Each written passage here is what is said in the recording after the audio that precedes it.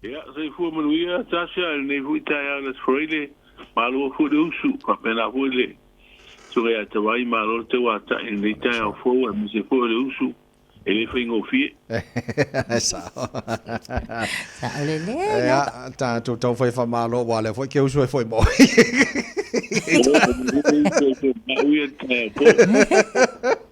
Malo. Maftai. Ta tu amanta o leo foringa mai o fatala no ngam tanga luenga fato anga Samoa ma reka Samoa. Ya mo atina e la manu ma fainga faiva ile tunu i Samoa. Amla. O tu langa na le o fai ro min sta fato anga. I se fatala no anga por kalame fu le yo le sol pule. O fatala no anga i el va tanga luenga e lua i America Samoa. Le a dia e mai ele fu anga fu ele ile le pisa ele fono al parmene. Il facile o capo nei le va pe le ave America Samoa e lisi e fa ele la tu atina le fumanu na tungtunga ia o le la fa mtala ele min style por calamela o fa tel no anga ile va mtanga ruanga ia tina ela ia te lo fumanu finga faiva la sa no mai min sta o le ele i ele se lisi o faia le se lisi o faia se fa se la weka ai o se tano hoi na feini foi no bela fa pena mas fu fa pena ai le se dia se lisi i mautu se tonu fa pena a foi e se fu fa pena e avela i tonu el fono ho ne ta ima o malo e lua le ato Samoa fa sa no e fu ngale le la to amani no mai matar bai fu ngale no winga la sa fa tano no ai le se mena na mautu pe fa pe le a fatino a le ua whaero e minsta whaatoanga i whaatanoanga nei. I le atina e o whaatoanga i le wao o malo e noa. La ua ave ia o fua i atu ia ni manu parangi fo i America Samoa mtanga runga whaatoanga. E a mata ese lato watina e whapea. Ai whaila i le motu manua.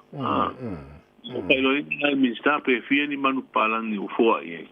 Ai si na fia fo i lewa na ave tatu fua i fo i o fai sua foi e lima se lau le fa foi o America Samoa ia o fatel no nga pu fonga nam tanga ruanga lua fu fonga le atina e wan manu yo tanga te le ngata i America Samoa ia tatu foi malo Lo fionga tipi Autagavaia le tau e foi nai vai tai misa whaalongo nei fo i ele whaali i fo i fina ngalo i tūlanga tau whanua whaaleanga nu o se tātou atu nu. O la se tala mai le fo i tū whaapea sa iei nei ni whanua po ni whaatala wapea nei ni whanua na whaatau atu i saina. Ia, e si na fio fo i o talaia sa lau soro runga lo penga te whaelanga. Ia, e o hui a te uia na o baba i e nā temia o lo malpano tole rua o rua tasi. Ka solo mai ai no whaatino whenga whiwhiringa le tunu i Samoa. E ila ma tūlanga nā na whapeo i ele na whaatau le malo sa i ai. Whaatau lai o i tangata saina. Ia a o lea la ua tali le minsta o puna o whaana tūra masi o si o manga le ui e umare wa i o ele le tunu. Ele malo. Ele ise mea whapena na tupu. E la ua to e fesidi ai ma sao no i ai le te itai o le tua ngai sa avea ma te itai o whenga malo o mabai. Ma ia mo mori le whaafitai le minsta o tanga longa puna oa. Ono o le ua ia sao no e wha mautūra tūranga. E le ini ele whaaleanga nu o Samoa na whaatau. O le hui lai whaadia e le sui o le komiti wha parlemene le i tutonu o le whono tanga le niwa i aso le parlemene. E le lato li poti le sa tera noa i lumo le whono au. E le ini me tau whaataunga ele whaaleanga nu o i tonu li poti. Rona winga la, a whai ele ai. O la anai mautu ua le vaenga se la umare rua le whaavae le matu a tapua i am whaasao na whaatau ni whanua whaaleanga nu. O tara na wala wasa te le i e whaamatalanga na teimi. Ia. Ia wa e moni a Galumalemana ke whakole vesi mo le ke le whaamatalanga na tupu i le mai teimi fo o whainga malo mawai atu. Ia le la whaafitai o le utula e mai whainga malo fau.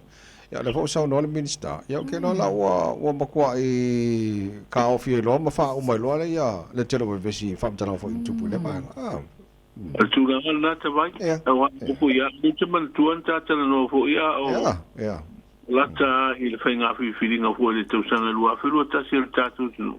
Na ewe siri mai ei pe monita la iei lungo le upenga ta whairangi ni whaatunga o ele whaelenga no. Ia o ke kei a. Wai o te rei loa ea uia pe na iei se me whapena na tupu. A lea la ua anga ia tutu tonu ia le whainga malo fau. Na fua la usa i le minsta ia le wei nei ma le whainga lua. Ia le ini me whapena na tupu. O le ua la. Po aina whaia ia whaamtalanga masala lau ai ma pia ta isa se ina ai ma mafau fau o tau. Le ua mautu mai le tari le minsta le whainga malo fau. E le ini whaataunga whanua whaelenga runa whaia. Ia. Malo whaftai. O le maua o le phone telefone le whai atu ina le tāru no ia o taupa o le o whailoa le whaamau whailoa po le logo la. Ia, o ni sa whaala wiro i le so lua le so nei le na mata watu i lungo foi o penga te whaelangi whaasalaunga tūsa.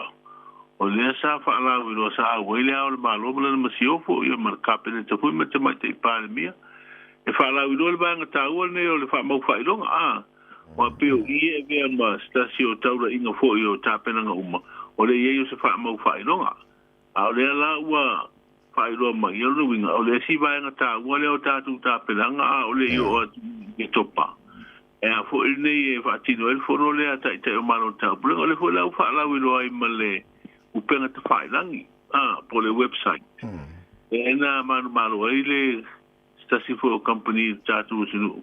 Ia, a tonu tasi nā vaenga le upenga te whailangi e whaanga ku i so tainga. Nga pa me whaalau ilo ai na fo i tāpenanga uma ia me se fo i le teimi le awa usu i ai le fono. E whaalau ilo ai ma tā upu ma tā uru manga le e fono tā ua. Manea. Lelei malo whaftai Galumalemana mo le ne fo i tai ama ne vai aso atoa. Ia, o le taulunga le whaltua e a lilo mai ava mai na vai fo i le ia tātu tala mai Samoa. I le tala walu o a nesio tā pedanga o ele. Whianga lilo mai ava.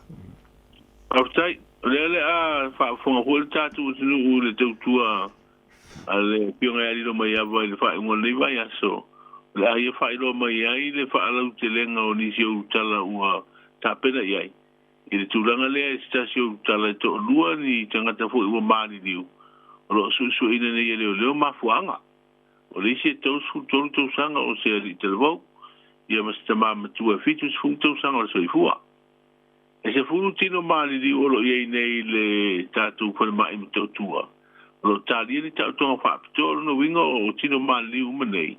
E iei ni so o tanga i ni masalo mianga o whainga soli tūra whono. E wha mau tūra pēr wha pēr wha tino le tautonga le. Ia wale wa batu i fiti a le fōma i nei whi tautonga wha apitoa e whaia le ngā ruanga. O sawa le a whio tātou tangata i ngase o patu ngao. Ma ua o lawa le ono se lauri numelo i lātou o wha mamao lātou toto. O le ato le wha mau wha ilonga mo le whono malo tāu pulenga le loko. Ia, o le au whaeroa mai lilo mai awa na ripoti o le whaengo nei vai aso e tele o na winga tā ua o whaamtala i nai. Ia pi o le au te lenga o tātou tala nā ta vai ma Natasha ma le whaapongfonga le tulu. Ia le a whapenana whaeroa mai fo i le fionga i le whatua ia lilo mai awa maina i lana tautua mai lo tātou tulu. Malo fionga Galumalemana whaaptai tele mo le tautua mai le navaenga le tātou ngaruenga le ngata le nei tai hao le nei fo i vai aso a toa. Ja, wanu eu foi val nei aso mo le foi la tu mole fa ngor vai aso. Ja, va pena foi nai tu tu ainga. Wanu eu po ngor fa ngor vai aso. Tai lava le fionga Galumalemana Tipi Autagavaia o na wa fa fonga le tino le ngata lo tonga le vai ngata o mo le tupu Samoa na fo ma tu taro headlines.